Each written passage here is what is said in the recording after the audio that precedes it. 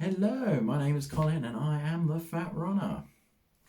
So today's video is basically a little breakdown of how my virtual London Marathon went. I already put a video up last week just showing some footage from the day that various people had taken when they met me along the route.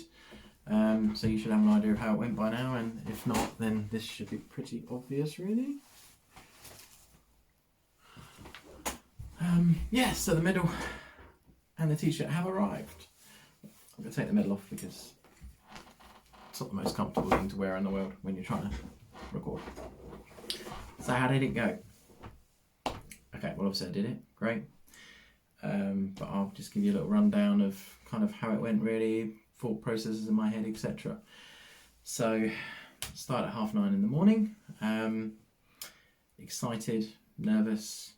I hadn't even gone half a mile up the road. I'd already seen a couple of other runners with their bib numbers on, and I'd had a couple of beeps from people because I was running on quite a main road through Colchester. So I was feeling excited, whatever. I wasn't keeping an eye on my pace whatsoever until my watch beeped for the first mile, and I'd done the first mile in 10 minutes and 7 seconds, and my target pace for the race was 11.5 minute miles. So I was a bit like, whoopsie. Everyone always says, don't go off too fast. And I went off too fast, but I managed to rein it in quite quickly. But I think I potentially paid for that later on. So I did that, slowed it down after that, and I was feeling good for quite a while actually.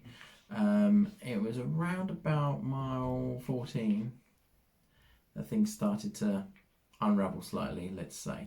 So at that point I was keeping an eye on my pace. Average pace was under 11.5 minutes, which was good, but it was quite near it as well, so I was really pleased with that. It was doing really well. And then I got to my sister-in-law at just before mile 14, and I then noticed that the official London Marathon app was showing that I'd run half a mile less than I actually had. So how do I know that it was the app were wrong? Because my Garmin tied in with where I should have been, where I was on the course as well, because I plotted out the route, and along the map it shows every mile marker. And where I was corresponded, on the map. I knew that I should have almost done 14 miles, and the official app was showing 13.2 or 3 or something. And I think that must have had a massive effect on me psychologically. I think, straight away it's like, well, my 5-hour goal's massively in jeopardy now because I'm going to have to effectively do an extra half a mile, and that's if the app doesn't get worse and ends up being if it's half a mile out already at halfway, is it going to be a mile out by the end? So I started stressing about that a little bit, and then about a mile after that I got onto the whole time I'd been running on pavement basically, and then I switched to a trail. So it was about a 2-mile trail, and it leads into like a connecting village in Colchester. So it was sort of dirt and gravel, a few stones laying around, and it was a bit sort of up and down, not massively either way, but a little bit up, a little bit down, a little bit up. And I think at that point I started to feel it. So I think change of terrain, knowing about the app being behind, I basically just started to slow down. So I went to about 12.5 minute miles for a couple of miles, got to the end of the trail, saw my in-laws, got some water. Then on the way back it started to get even harder. I slowed to about 13 minute miles, I think it was. I was feeling the sun came out at that point as well, and I started to feel really hot. And then I kind of got the feeling of this is really not going to plan time-wise now at all. It was at that point I realised that the sub 5 hour goal kind of had to go out the window really. And yeah, the important thing was to look after myself and make sure I got around in one piece. So then I'd done 18 miles, you know, the pace was slow, and at that point I then decided I needed to walk for a little bit. It was a bit sort of going uphill as well. So I just, you know, relaxed for a little bit, walked a bit, and I felt better having let go of that target time. I felt, you know, I'd given myself permission almost. So the next couple of miles I walked a little bit, ran probably more than I walked. Then I got home, I got to my house. Again, just because I'd left some water there and that, I needed the toilet, so I quickly popped into there. That was a good sign that I was hydrating well at least. And then once I'd done mile 21, that's when it started to get really, really tough. I was really tired. Not energy wise, energy levels were fine, it was just my legs were tired. I walked a fair amount, more than I'd planned to, but again, I don't think I ever walked more than, you know, half of the mile, as it were. Probably not even that, to be honest. I think it just feels like longer when you're walking. And then I just did mile 23, and I saw my brother's mother-in-law. I went past her house, and she was out there cheering me on. Unfortunately, I'd already been running at that point. There's some footage of that, me running past. Got to my brother. At that point I ditched the running pack and I just moved to basically my running belt with my phone in, and I just had a small 330ml bottle of water, just to take me to the finish basically. I think I got rid of that after about another mile. So I left him, I walked for a bit more, and I just started running again, and then round the corner my wife and kids were there. That's the part in the video where I high-five them and run off saying I won't stop because I won't start again. And yeah, the next mile was actually all right, I think, because I was on the home straight by that point. Ditching the running pack helped, just a bit of extra weight off my back, and you know, also seeing my family really helped as well. Seeing the wife and kids, that really helped me as well. So that mile was actually all right. I was running slow, but I was running. That was the main thing.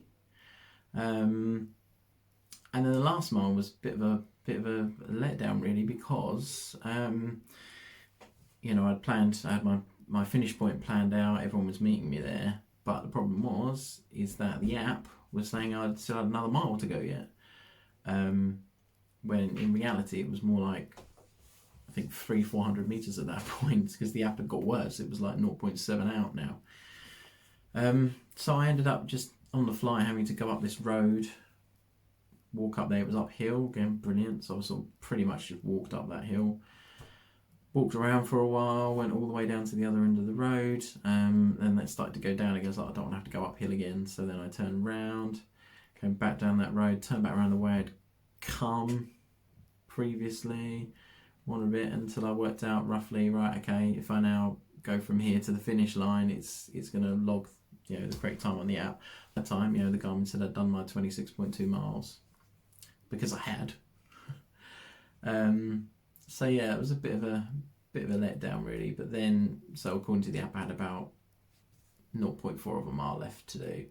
At that point, I was like, right, okay, come on now, you know, game face back on. Let's, you know, just run the last bit and do it. So yeah, I did it. Ran up. It's pretty much a straight line.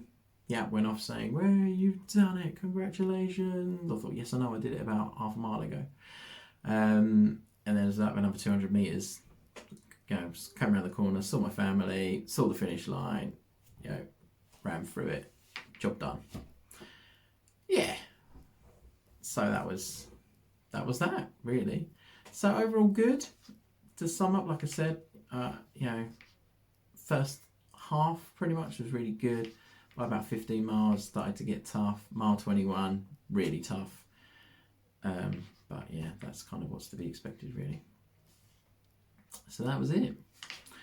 You know, looking back, as you know, I like to do with these things, you know, try and analyse what went well, what didn't go well.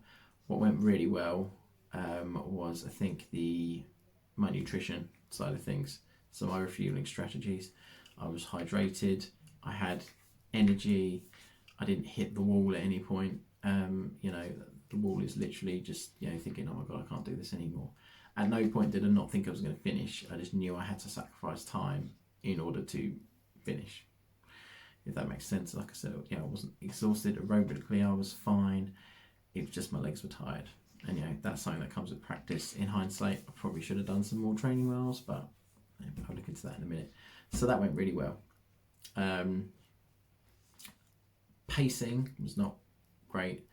I went off too fast. My first 6 miles were all too fast, really.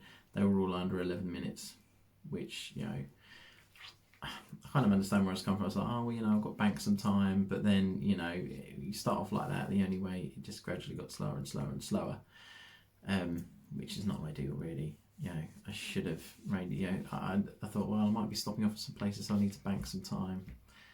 No, can always speed up a bit at the end if you want to. So that I would definitely need to watch and really watch myself like a hawk at the beginning to stick to that target pace. But I do know that a sub 5 hour marathon is achievable for me. Yeah, a bit more training. Next time I do one, I can easily get that target. Very easily, I think. Yeah, well, comparatively easy. Running marathon's never easy, but yeah, I just need to go off slower as well. The route was okay, but towards the end I started going uphill again. Not really a good idea. So I think I would need to look at that next time. I mean, the easiest way is to find a flat loop somewhere and literally just go around, but I would just really worry that would get boring. And it was nice to go past people's houses and stuff, but I suppose, you know, if you're on that loop, you could have a drink station set up or something, and also then you could, you know, people could just come along for half an hour or so and cheer you on, I guess. But yeah, as I said, I don't think I'm going to do any more virtual marathons anyway. I think it's going to be proper events from now on. I think really main issues were pacing, and I think training as well is another thing. So training wise, I didn't have a strict training plan, not, you know, something you download a training plan like Runner's World or whatever. I didn't do that. I don't know why exactly. I just kind of winged it a bit. So the main thing was the long runs. So I did, you know, increase my long run by 1 or 2 miles every week. Every week I'd do a fast 5k. And then the other 2 runs were generally just easy 5ks. In hindsight, I should have increased the mileage on those easy runs. You know, I should have been doing 10ks, you know, maybe even the odd, maybe not 10 miles is probably too much, but I don't know. Yeah, they should have probably been at least 5 miles minimum, I would say. Really, you know, I should have made those runs a bit longer just to get more mileage on my legs, and I think that probably would have stood me in better stead. So next time, I think I'll get a proper training plan, because, you know, maybe do some speed work, interval sessions, stuff like that. You know, really, I just wanted to get round at the end of the day. But next time I'll be looking to get a faster time, absolutely. So a proper plan would be good. So what's next? Well, in terms of events, I've got nothing now until March next year, which is the Chelmsford Half Marathon. So that's what? So it's about 6 months gap now. So I'm really just going to focus on, I want to get faster, so I want to do more speed work, interval work, fartlek sessions, hill sessions. I want to lose more weight, which will help me get faster as well. And I want to maintain a fairly good level of fitness in terms of distance. So I speak to my friend the other day about this, and she said she always likes to stay half marathon ready, she calls it. So half marathon fit. So to do that, I would probably make sure I do a long run of 10 miles a week. Every week, I should say, yeah. So do a 10-mile run once a week every week, just to keep that base level there. I think that would be really good, because, you know, I don't want to waste, you know, I don't understand some people, they do a marathon, do all this training, and then they literally don't run for 6 months. And it's like, you've done the hard work well, it's not as hard to maintain it, but you literally lose all that fitness. That's terrible. So I'm adamant I'm not going to do that. I am going to maintain, so yeah, 10 miles a week, long run at least, once I'm back on my feet a bit more.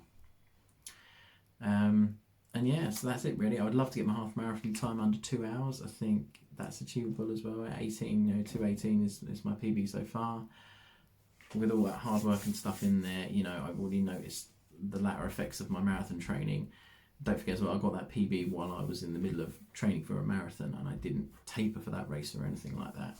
So, you know, seeing the effect the taper had, yeah, massively. I want to try another 5k PB. I think I've got a lot more speed in me now for that. I think I could get into the 27 minute bracket quite easily, I think. But yeah, just looking forward to it, having a bit of fun as well. I want to get out back on the trails again. You see, I just stuck to road running basically for, once I started bigging up those miles. I kind of wanted to stick to road running really, you know, just because you should get used to the terrain you're going to be running on. So that would be good, just to go into the woods once or twice a week as well, and just do some hillier work and a bit more fun as well. That's good. But that's it really. So that's kind of my plans at the moment. So yeah, just get out, enjoy myself, mix up the routes a bit, because I've kind of been sticking to the same routes while I was training. Just have fun with it. I want to do some more park runs.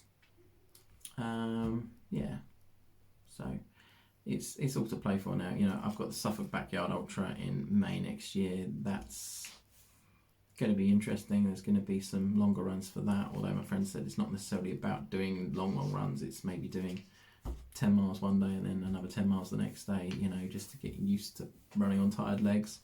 So yeah, it's something that I'll probably look to do as well. But yeah, I've got plenty of time to worry about that. Just get Christmas and my birthday out of the way in January first, and then we'll look at that, I think. But yeah, so thanks for watching, guys. If any of you have had races or events coming up, or you've done them, let me know. I would love to hear about what you've been up to, what your goals are, and what you're looking forward to for the new year. So cheers everyone, and catch you soon.